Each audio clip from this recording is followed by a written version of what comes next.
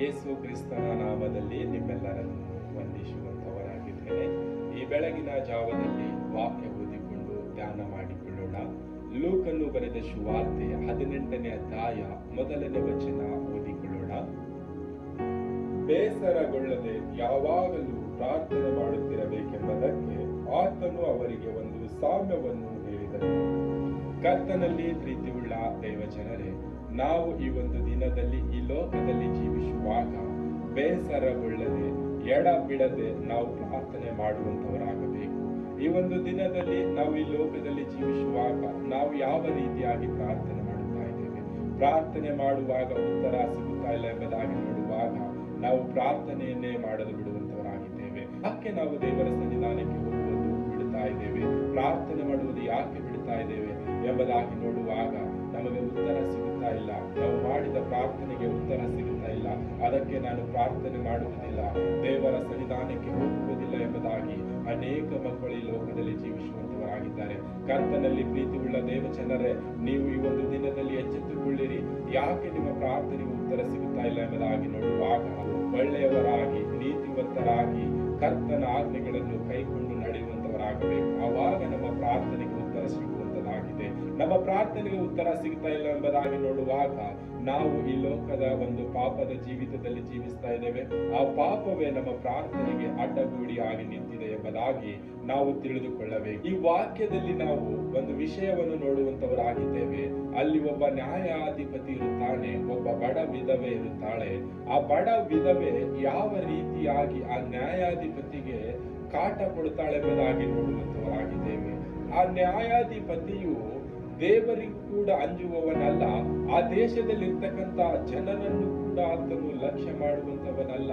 ಆ ಬಡ ವಿಧವೆಯ ಒಂದು ಕಾಟಕ್ಕೆ ಆತನು ನ್ಯಾಯ ತೀರಿಸುವಂತವನಾಗಿದ್ದಾನೆ.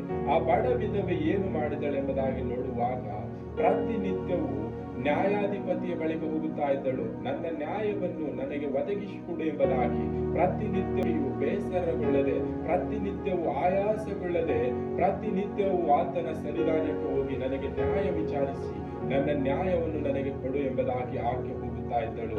ಹೋಗುವಾಗ ನ್ಯಾಯಾಧಿಪತಿ ಇವರಿಗೂ ಅಂಜದವನು, ಆ ದೇಶದ ಜನರನ್ನು ಕೂಡ ಲಕ್ಷ್ಯ ಮಾಡದವನು, ಆ ಬಡ ವಿಧವೆ ಬಂದು ಬಂದು ಬಂದು ಆತನನ್ನು ದಂಡಿಸಿ ಬಿಡುತ್ತಾಳೆ ಎಂಬುದಾಗಿ ತನ್ನ ಮನಸ್ಸಿನಲ್ಲಿ ಅಂದುಕೊಂಡು ಆಕೆಯ ನ್ಯಾಯವನ್ನು ವಿಚಾರಿಸಿ ಅವಳಿಗೆ ನ್ಯಾಯವನ್ನು ಕೊಟ್ಟನು ಎಂಬುದಾಗಿ. ಕರ್ತನಲ್ಲಿ ಪ್ರೀತಿಯುಳ್ಳ ದೇವಜನರೇ, ನಾವು ಕೂಡ ಕರ್ತನ ಸನ್ನಿಧಾನದಲ್ಲಿ ಎಡಬಿಡದೆ ಪ್ರಾರ್ಥನೆ ಮಾಡುವಾಗ, ಪ್ರತಿನಿತ್ಯವೂ ಆತನ ಸಮ್ಮುಖವನ್ನು ನಾವು ಬಯಸುವಾಗ ಆತನು ನಮಗೆ ಉತ್ತರವನ್ನು ದಯಪಾಲಿಸುವಂತವನಾಗಿದ್ದಾನೆ.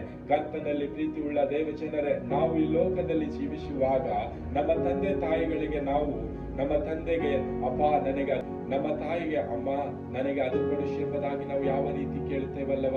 ನಮ್ಮ ತಂದೆ ತಾಯಿಗಳು ಕೇಳುವಾಗ ಮಗನೇ ಬೇಡ, ನನ್ನ ಹತ್ತಿರ ಹಣ ಇಲ್ಲ ಎಂಬುದಾಗಿ ಹೇಳುವಾಗಲೂ ಕೂಡ ನಾವು ಹಠ ಮಾಡುತ್ತೇವೆ.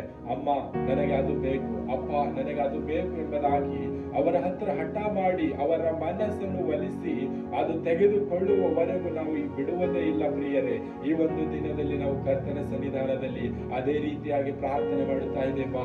ಕರ್ತನ ಸನ್ನಿಧಾನದಲ್ಲಿ ನಾವು ಅದೇ ಒಂದು ಉತ್ಸಾಹದಿಂದ ಹೋಗುತ್ತಾ ಇದ್ದೇವಾ? ಈ ಒಂದು ದಿನದಲ್ಲಿ ನಾವು ಯಾಕೆ ಕರ್ತನ ಸನ್ನಿಧಾನದಲ್ಲಿ ಎಡಬಿಡದೆ ಪ್ರಾರ್ಥನೆ ಮಾಡಬೇಕು? ಕರ್ತನ ಸನ್ನಿಧಾನವನ್ನು ಯಾಕೆ ಬಯಸಬೇಕೆಂಬುದಾಗಿ ನೋಡುವಾಗ, ನಾವು ಕರ್ತನನ್ನು ಆತುಕೊಳ್ಳುವಾಗ ಕರ್ತನು ನಮ್ಮನ್ನು ನಮಗೆ ಉತ್ತಮವಾಗಿ ನ್ಯಾಯವನ್ನು ಒದಗಿಸಿಕೊಡುತ್ತಾನೆ. ನಾವು ಯಾವ ರೀತಿಯಾಗಿ ಜೀವಿಸಬೇಕು, ನಾವು ಯಾವ ರೀತಿಯಾಗಿ ಲೋಕದಲ್ಲಿ ನಮ್ಮ ಪ್ರಯಾಣವನ್ನು ಬೆಳೆಸಬೇಕು ಎಂಬುದಾಗಿ ಕರ್ತನು ನಮಗೆ ತಿಳಿಸುವಂತವನಾಗಿದ್ದಾನೆ.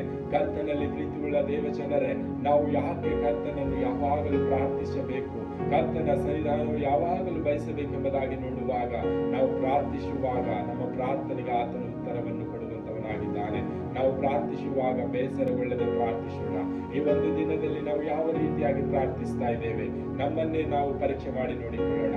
ಕರ್ತನು ಈ ವಾಕ್ಯ ನಮ್ಮೆಲ್ಲರ ಆತ್ಮೀಯವಾಗಿ ಆಶೀರ್ವದಿಸಲಿ. ಆಮೇನ್.